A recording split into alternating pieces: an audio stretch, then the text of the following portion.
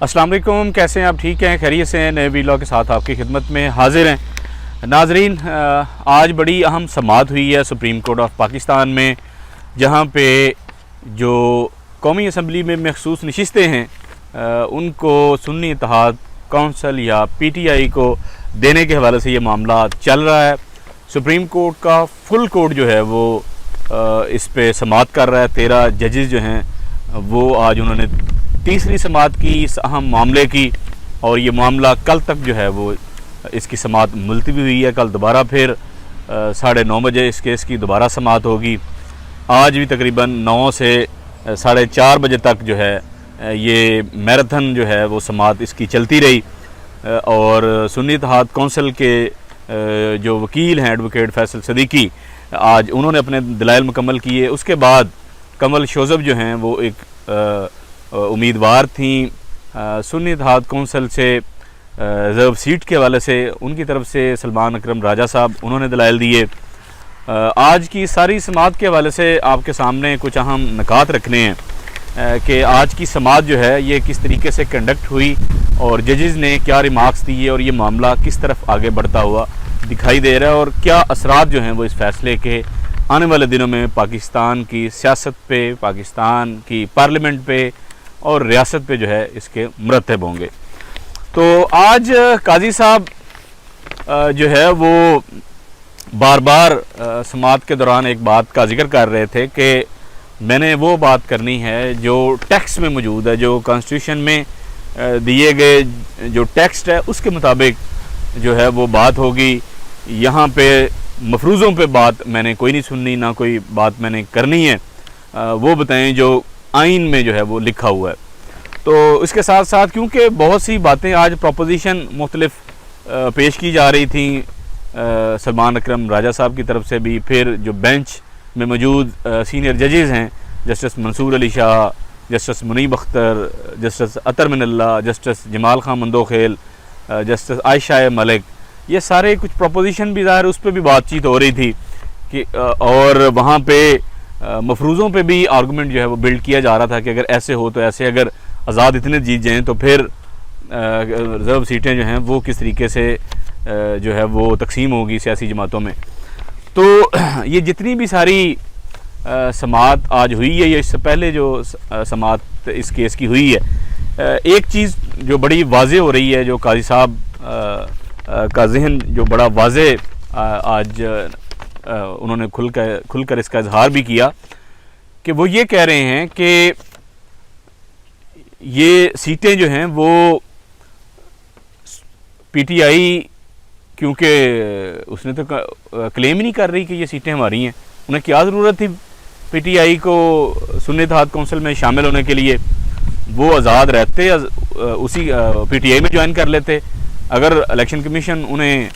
ना देता रिजर्व सीटें तो वो उसको चैलेंज करते, हमारे पास आ जाते, हम देख लेते फिर। तो उन्होंने तो अपना केस कमज़ोर किया सुन्नी इत्तेहाद कौंसल में जाके, वो उन्होंने PTI क्यों नहीं ज्वाइन की? इसके साथ साथ ये सवाल भी आज वहाँ पे उठाया गया जस्टिस मंसूर अली शाह साहब की तरफ से बार बार कि ये PTI का तो बड़ा स्ट्रॉन्ग केस था कि अगर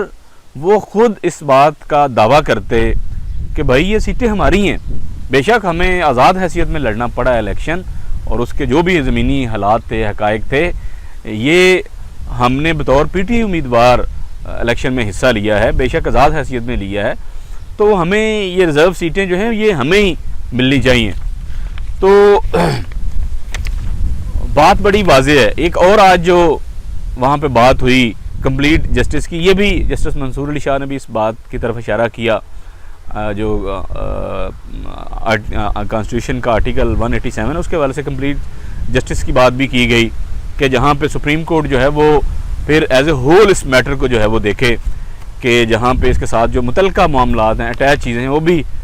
इस बेंच के सामने आएँ और एज ए होल इस सारे मामले को देख के जो है वो कंप्लीट जस्टिस के तौर पे इसको डिसाइड करे। तो दूसरी तरफ जस्टिस अतर मिनल्ला वो भी बार बार अपनी ऑब्जर्वेशन देते रहे, बल्कि मैं समझूंगा कि वो लुकमे देते रहे सलमान अकरम राजा साहब को भी या एडवोकेट फैसल सदीकी साहब को भी कि आप क्यों नहीं बात कर रहे खुल के कि आपके साथ क्या हुआ,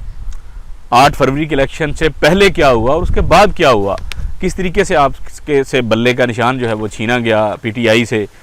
फिर नॉमिनेशन पेपर फाइल करने के वाले से जो भी मसाइल और चैलेंजेस रहे वो आप खुल के क्यों नहीं बता रहे, फिर उस बल्ले के निशान की जो नज़रसानी पड़ी है उस पर आप क्यों नहीं बात कर रहे। फिर उन्होंने ये भी कहा कि ये सुप्रीम कोर्ट ऑफ पाकिस्तान है, हाईएस्ट फोरम है इंसाफ फराहम करने का पाकिस्तान में, तो इतना बड़ा मामला है, लोगों के हकूक़ का मामला है, तो क्यों सुप्रीम कोर्ट जो है वो 184(3) के तहत अपने इख्तियार में ले लेती सारे मामले को, यानी सो मोटो क्यों नहीं ले लेती इसको, जहाँ पे करोड़ों लोगों के हकूक़ की बात हो रही है, तो सुप्रीम कोर्ट क्यों इस पे सो मोटो नहीं ले लेती। वो छोटे मोटे कामों पे तो सो मोटो ले लेती थी, और जैसा कि आपको पता है कभी जंगलात की कटाई हो तो सो मोटो हो जाता है। सहाफ़ियों के हवाले से ये काजी साहब सो मोटो लेते रहे, हालांकि उस वक्त सीनियर जज थे, चीफ जस्टिस भी नहीं थे उस वक्त, तो ये सो मोटो इन्होंने ले लिया। उसके बाद फिर जजेस के खिलाफ अभी हाल ही में 2 पार्लियामेंटेरियन की प्रेस कॉन्फ्रेंस करने पे सो मोटो ले लिया सुप्रीम कोर्ट ने, इसी काजी फायजीसा साहब ने। फिर 6 जजेस के मामले पे भी जब कहीं काजी साहब से चारा नहीं बन पाया तो सो मोटो लेना पड़ा। तो बात ये है कि ये तो करोड़ों लोगों के हकूक़ की बात हो रही है। अगर पीटीआई, जहाँ पे बार बार आप कह रहे हैं कि जी पीटीआई ने देखें वो तो खुद तो सामने नहीं आए, उन्होंने इसमें पार्टी नहीं बने, उनका बड़ा अच्छा केस हो सकता था। बात ये है कि उनके ब्लेंडर अपनी जगह पे पीटीआई के, लेकिन काजी साहब को क्या पता नहीं है या दीगर जजेस को, वो पाकिस्तान में नहीं रहते, कि जब इलेक्शन से चंद हफ्ते कबल बल्ले का इंतखाबी निशान उनसे छीना गया, उनका इंतखाबी निशान पीटीआई से छीना गया, फिर उनको आज़ाद हैसियत में कंटेस्ट करना पड़ा, उनको पीटीआई का उम्मीदवार जो है वो नहीं माना गया इलेक्शन कमीशन की तरफ से। जब इस बात को लाहौर हाई कोर्ट में चैलेंज किया सलमान अकरम राजा साहब ने कि जनाब हमें आज़ाद नहीं, हमें बेशक हमसे निशान छीना गया है, लेकिन हमें बतौर पार्टी जो है हमारे उम्मीदवारों को जो कि आज़ाद हैसियत में कंटेस्ट कर रहे हैं, लेकिन हमें पीटीआई का उम्मीदवार जो है वो डिक्लेयर किया जाए, इससे जो है वो मंडी नहीं खुलेगी, ख़रीदो फरोख्त का जो है वो सामान बंद होगा। तो उस पर लाहौर हाई कोर्ट में जब वो गए तो उन्होंने कहा नहीं, आप ये मामला जो है वो इलेक्शन कमीशन में जाएँ। वो इलेक्शन कमीशन में गए तो ज़ाहिर उनकी बात सुनवाई नहीं हुई। फिर वो सुप्रीम कोर्ट में भी आए तो वहाँ पे भी एतराज़ लग गया, और जब इलेक्शन कमीशन में गए तो उन्होंने कहा कि जी मामला अब तो भले अपना इंतखाबी निशान जो हैं वो भी अलाट हो चुके हैं, प्रिंटिंग सारा कुछ हो चुका है, तो अब तो टाइम ही नहीं है इतना, अब तो चंद दिन रह गए इलेक्शन होने में, तो अब तो वो नहीं हो सकता, अब जो होना था वो हो चुका है। उसके बाद फिर जब बल्ले के इंतखाबी निशान का फैसला काजी साहब ने इतना कंट्रोवर्शियल, इतना मुतनाज़ फैसला दिया, उसके खिलाफ जब पीटीआई ने अपील नज़रसानी की दरख्वास्त फाइल की, वो भी आपने आज तक टेकअप नहीं की। उस वक्त भी आपके सामने, उसी बेंच के सामने ये बात पॉइंट आउट की गई, सलमान अकरम राजा साहब की तरफ से भी शायद की गई, कि कल को महसूस नशिस्तों का मामला भी फिर बनेगा, आपने बल्ले का निशान छीन लिया है, हम आज़ाद की हैसियत में जब कंटेस्ट करेंगे तो महसूस नशिस्तों का क्या बनेगा। उस वक्त बेंच ने ये रिमार्क्स दिए कि जब वो मामला आएगा तो फिर हम देख लेंगे उस मामले को भी। तो वो मामला आ गया आपके पास, वो जो बल्ले के इंतखाबी निशान का फैसला देने वाले वो 3 जज थे, उनमें 2 तो इस बेंच में भी शामिल हैं, तीसरी जस्टिस मुसर्रत हिलाली वो बीमार होने की वजह से ज़ाहिर इस बेंच में शामिल नहीं है। तो बात यह मामला वो आ गया है, तो अब सुप्रीम कोर्ट बजाय के टेक्निकल चीज़ों के पीछे छुपने की, फुल कोर्ट सुप्रीम कोर्ट का बैठा हुआ है। उस वक्त अवेलेबल जजेस में ये 13 लोग ही थे, जो 14वीं उस वक्त के जज थी मुसर्रत हिलाली, वो अपनी बीमारी की वजह से ज़ाहिर इस बेंच में शामिल नहीं हो सकी। जो सुप्रीम कोर्ट के उस वक्त अवेलेबल जजेस थे, ये फुल कोर्ट बैठी हुई है, तो ये क्यों नहीं 184(3) के तहत सारे मामलात को इसी पिटीशन में क्लब करके देख लेती। जब कंप्लीट जस्टिस की बात हो रही है तो क्यों नहीं सुप्रीम कोर्ट इसका सो मोटो लेती। इसमें बल्ले के इंतखाबी निशान की नज़रसानी वाला मामला भी आ जाएगा, इसमें 8 फरवरी के हवाले से जो रिगिंग के मामला हैं वो भी आ जाएंगे इसमें, फिर इसमें महसूस नशिस्तों के मामला भी आ जाएगा, इसी में हर चीज़ जो है वो तय हो जाएगी। क्योंकि अगर इस बेंच ने, इस फुल कोर्ट ने अगर मेजॉरिटी से 7-6 से 7-5 से या जो भी फैसला करते हैं वो, अगर मेजॉरिटी जजमेंट जो है वो सुन्नी इत्तेहाद काउंसिल या पीटीआई के ख़िलाफ़ आ जाता है, यानी उनको रिजर्व सीटें नहीं दी जाती, तो इसका तो फिर मतलब है कि जो पीटीआई के नज़रसानी की दरख्वास्त है बल्ले के इंतखाबी निशान को लेकर, वो तो उसकी अहमियत ही ख़त्म हो जाएगी, उसकी तो कोई हैसियत ही नहीं रहेगी ना। फिर वो बल्ले का इंतखाबी निशान वापस करें ना करें, महसूस नहीं से तो उड़ गई, वो तो आपने दूसरी जमातों को दे दी,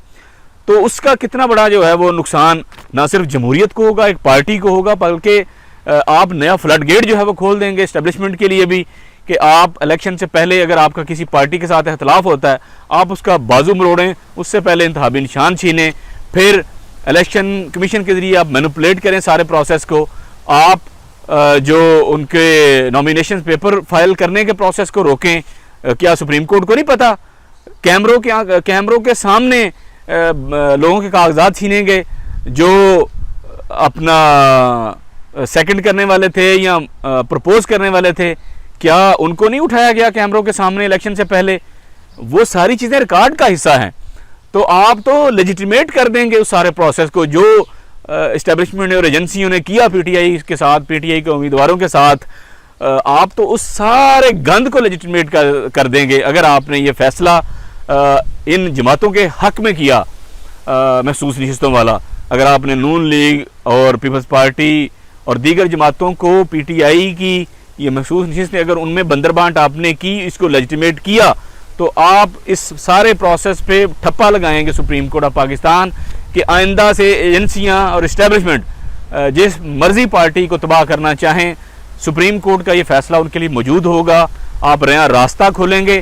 कि जिसको मर्जी उड़ा दे जिस पार्टी को इस्टेब्लिशमेंट, उससे उनका इंतखाबी निशान छीनें, उनको नॉमिनेशन फाइल करने में रुकावट पैदा करें, उनको महसूस नशिस्तों से भी जो है वो महरूम कर सकते हैं। तो ये पाकिस्तान में एक नया यकीनी तौर पे फ्लड गेट खुलेगा इस आइनी तशरीह के बाद, और जिसके ज़ाहिर है बड़े दूर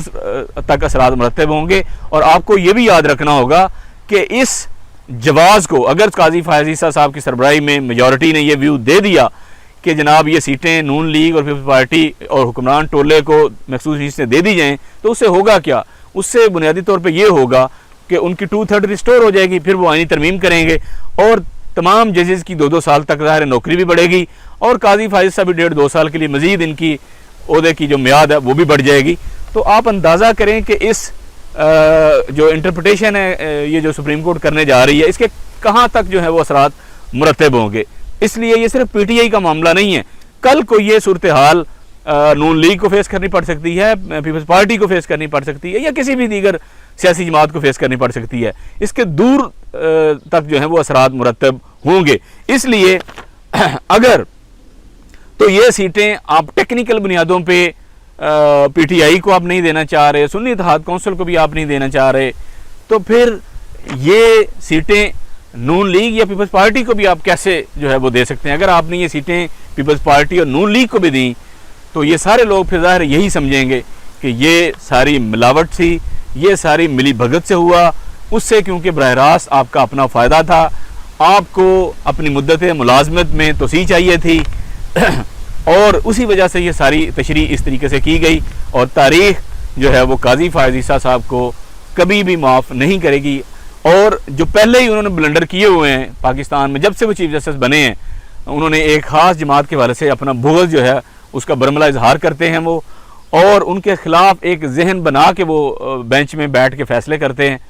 तो वो बल्ले का इंतखाबी निशान छीनना हो, नज़रसानी का मामला हो, जो 8 फरवरी के इलेक्शन के मामलात हों, फिर जिस तरीके से ये सारा इलेक्शन हुआ, फिर काजी साहब कहते हैं कि अपना देखें पीटीआई लाहौर हाई कोर्ट चली गई इलेक्शन के ख़िलाफ़, के इलेक्शन नहीं होने चाहिए थे, फिर हमारे पास आए तो हमने इलेक्शन फिर करवा दिए। तो पीटीआई तो इलेक्शन चाहती नहीं थी, हालांकि काजी साहब झूठ बोलते हैं। पीटीआई लाहौर हाई कोर्ट में इस बात को लेकर गई थी कि जनाब वहाँ पे जो ब्यूरोक्रेसी के ज़रिए जो आरओ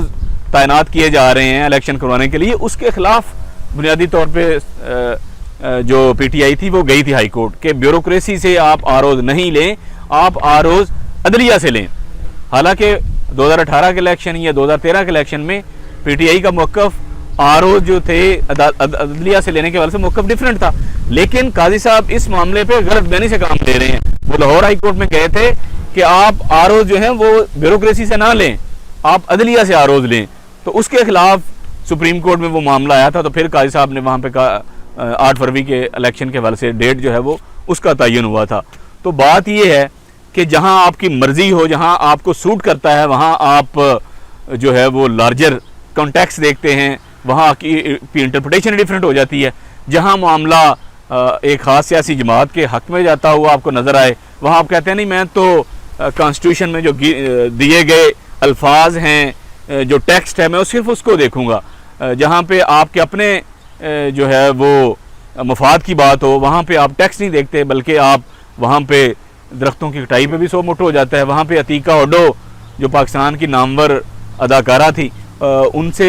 शराब की बोतल की बरामदगी का मामला वहाँ पे भी सो मोट हो जाता है। तो ये जस्टिस अतर मिल्लाना ने बड़ी ज़बरदस्त ज़ाहिर है ये वहाँ पे ये नुक्ता उठाया कि सुप्रीम कोर्ट पूरी बैठी हुई है, यहाँ पे फुल कोर्ट बैठा हुआ है सुप्रीम कोर्ट,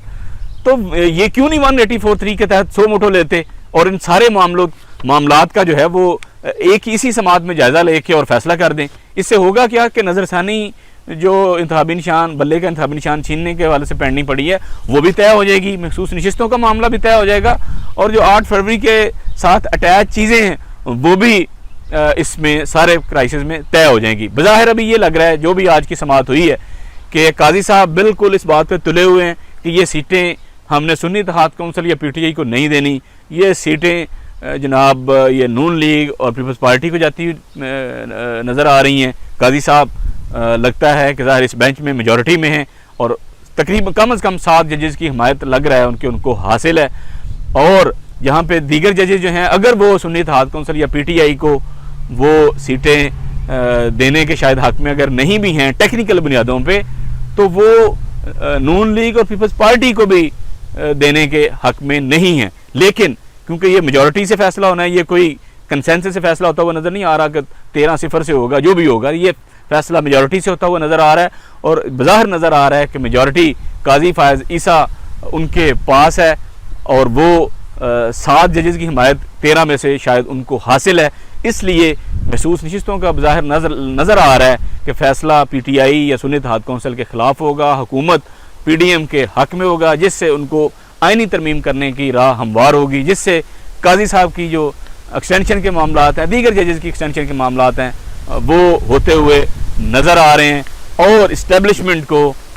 जो है वो एक नया जवाब और नया रास्ता फराहम किया जा रहा है कि जब भी अगर आपने सियासी जमातों को किसी को ठोकना हो तो आप इस जो कॉन्स्टिट्यूशन की इंटरप्रिटेशन सुप्रीम कोर्ट करने जा रही है, इसके तनाज़र में आप किसी भी सियासी जमात से इंतखाबी निशान उससे महरूम करवाएं, फिर उसको इलेक्शन के प्रोसेस में ठोकें, उसको फिर सबसे आखिर में जाके आप उसकी इंतखाबी नशिस्तें जो हैं वो भी आप छीन के जो है वो अपनी मनपसंद जमातों में बांट सकते हैं। अगले वीलॉग तक इजाज़त दें। अल्लाह हाफ़िज़।